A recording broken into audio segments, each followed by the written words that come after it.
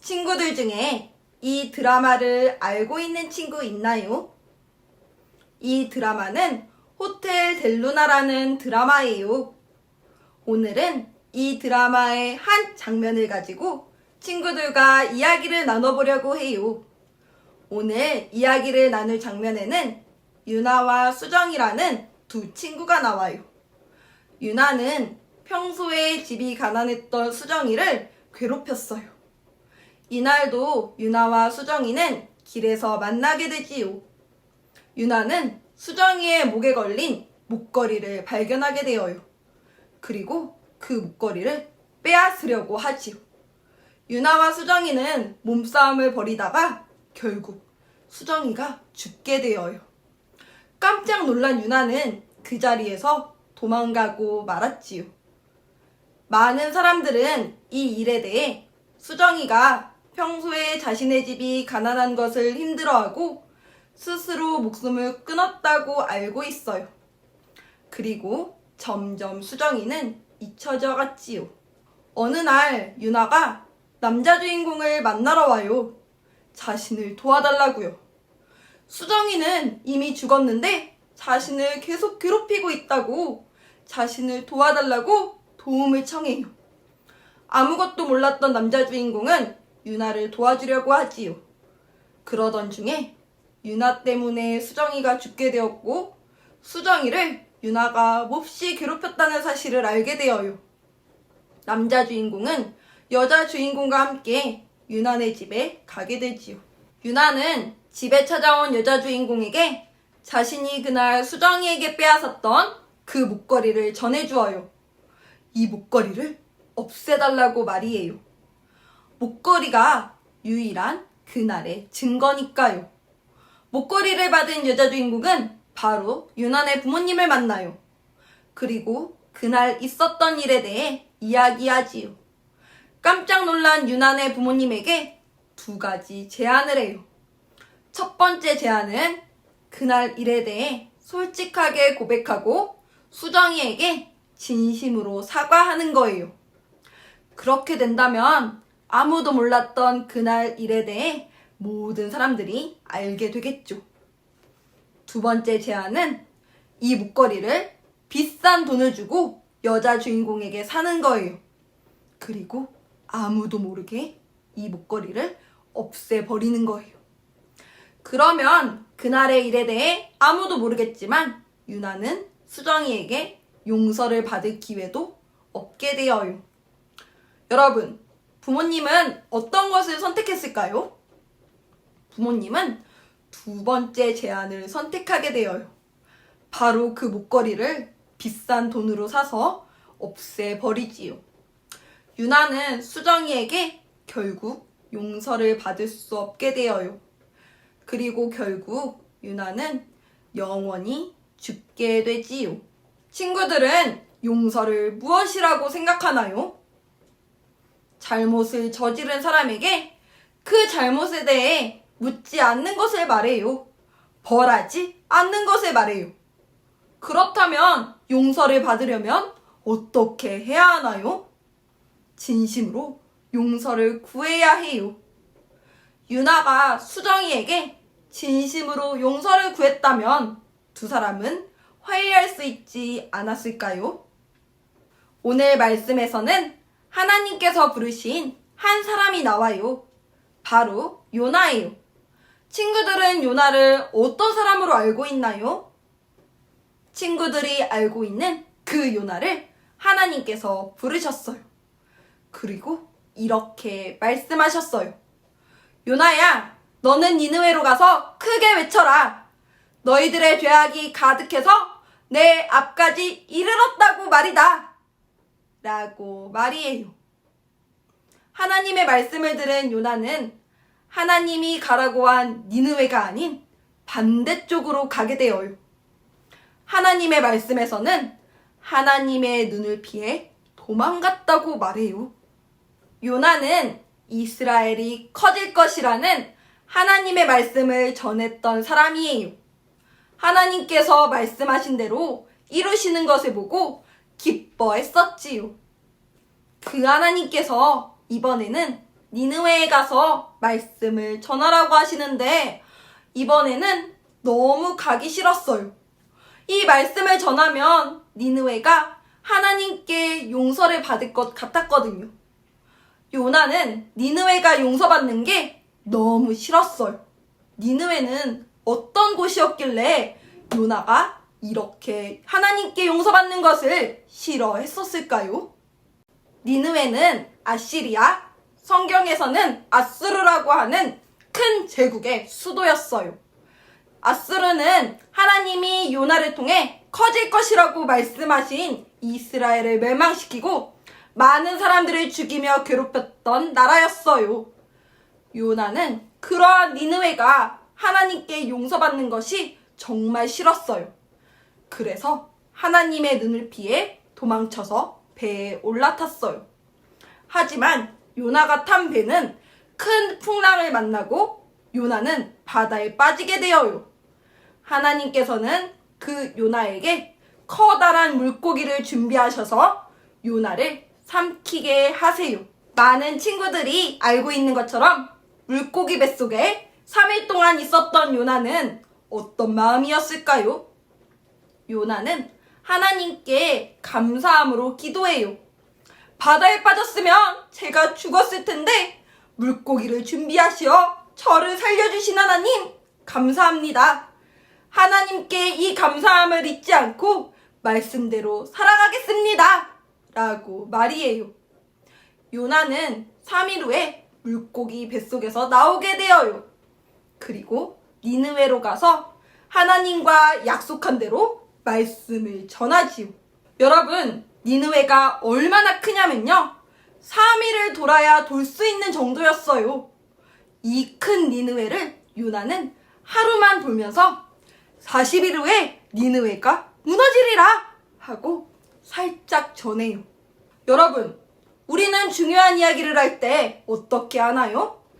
모든 사람들이 들을 수 있도록 만나는 사람마다 곳곳에 찾아가면서 이야기해 주어요. 아직 요나의 마음에는 니느웨가 용서받지 않았으면 하는 마음이 더 컸어요. 그래서 이렇게 전했던 거예요. 그러면 니느웨 사람들은 이 소식을 들었을까요? 놀랍게도 니느웨 사람들은 하나님 앞에 엎드려 자신의 죄를 뉘우치기 시작했어요. 그리고 이 소문은 널리 퍼져서 왕의 귀에도 들어가게 되었어요. 왕은 굵은 베옷을 입고 재에 앉아서 조서를 내렸어요. 사람도 짐승도 그 누구도 아무것도 먹지 말아라. 모두 굵은 베옷을 입고 하나님께 자신의 잘못을 솔직하게 고백하거라.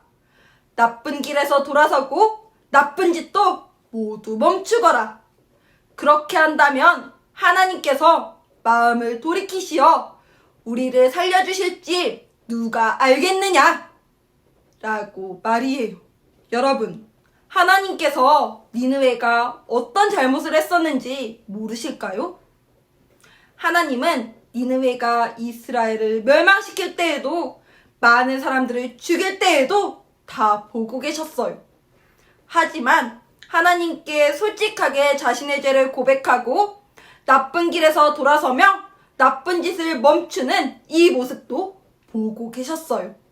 하나님께서는 니느웨를 심판하는 대신에 용서하시기로 하셨어요. 니느웨가 심판받지 않는 모습을 본 요나는 너무 화가 났어요. 내 이럴 줄 알았어. 하나님은 자비로우시고 사랑이 너무 많으셔서 니느웨를 용서해 줄 줄 알았어요. 저는 니느웨가 용서받는 꼴 못 봐요.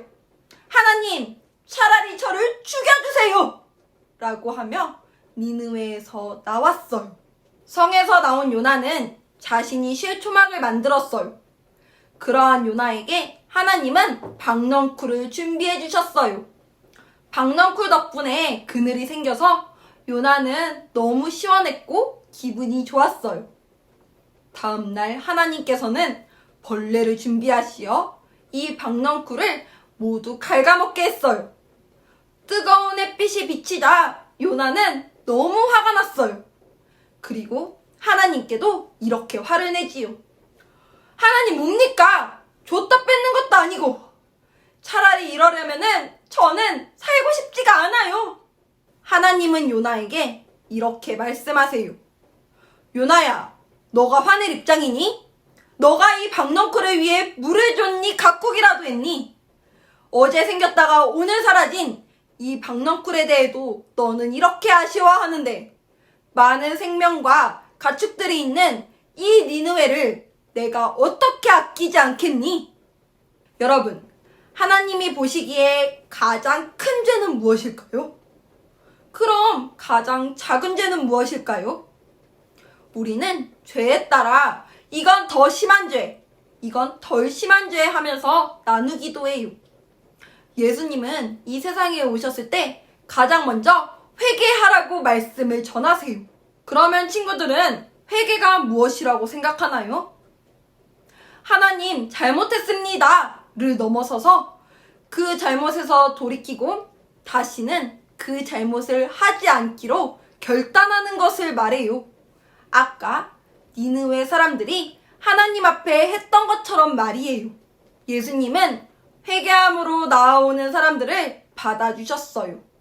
사람들이 죄인이라고 손가락질했던 사람들이 점점 예수님의 앞으로 모이기 시작한 거예요. 하나님의 말씀을 잘 지킨다고 생각했던 사람들은 기분이 이상했어요. 저 사람이 얼마나 나쁜 짓을 많이 했는데 저 사람 예전에 귀신 들렸었잖아. 그런데 예수님은 어떻게 우리에게도 똑같이 회개하라고 할 수가 있는 거야? 나는 작은 거짓말밖에 안 했는데 이건 불공평해. 고린도후서 5장 21절에서는 이렇게 이야기해요. 하나님께서는 죄를 알지도 못하신 그리스도에게 우리 죄를 대신 지우는 것은 우리가 그리스도 안에서 하나님에게 의롭다 인정을 받도록 하기 위한 것입니다. 방금 읽은 말씀에서 우리는 예수님이 어떤 분인지 알 수 있어요. 죄가 없다 못해 죄가 뭔지도 모르는 분이라고 이야기하고 있어요.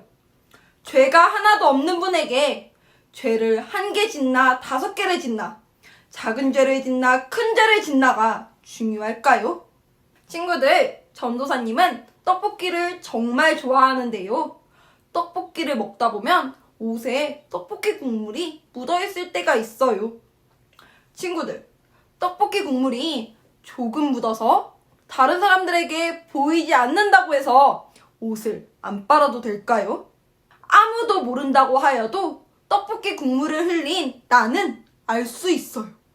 이 옷이 더럽다는 것을요. 이 옷은 빨아야 한다는 것을요. 그리고 더 잘 알 수 있는 사람이 있어요. 바로 이 옷을 만든 사람이 알 수 있어요. 죄도 이와 같아요.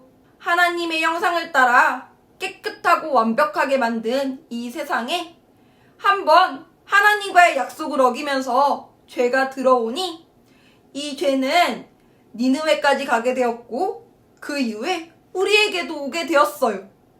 우리는 죄를 지을 수밖에 없게 되었어요. 하나님은 우리와 하나님을 함께하지 못하게 하는 이 죄가 너무나 밉지만 하나님이 만든 우리는 너무 사랑하셨어요. 그래서 니느웨를 심판하기보다 먼저 회개할 수 있는 기회를 주시고 화해하자고 손을 내밀어 주신 거예요. 여러분, 우리는 여러 가지 죄를 지어요. 어떤 죄는 크게 느껴지기도 하고 어떤 죄는 아무것도 아닌 것 같기도 해요. 하지만 하나님이 볼 때는 다 똑같이 하나님과 우리를 함께 할 수 없게 하는 미운 것들이에요.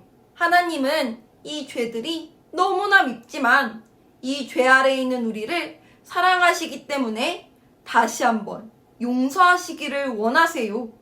이 죄들을 없는 셈 칠 수 있기를 원하세요.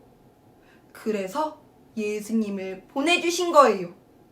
그리고 주기도문처럼 우리에게 잘못한 사람이 너무 밉지만 다시 한번 용서해 줄 수 있는 우리가 되기를 원하세요. 우리를 포기하지 않으시고 하나님께 돌이킬 수 있도록 손을 내밀어 주시는 하나님께 감사하며 우리도 다른 사람을 용서해 줄 수 있는 초등부가 되기를 기도합니다. 기도하겠습니다. 우리를 포기하지 않으시고 심판 대신 용서를 내미시는 하나님, 여러 가지 죄 가운데서 돌이켜 그 죄를 짓지 않을 수 있도록 결단할 수 있는 용기를 더하여 주세요. 하나님이 우리를 용서하여 주신 것처럼 우리도 다른 사람을 용서하며 다른 사람을 사랑할 수 있는 하나님을 닮은 사랑을 더하여 주세요. 감사드리며 예수님의 이름으로 기도드립니다. 아멘.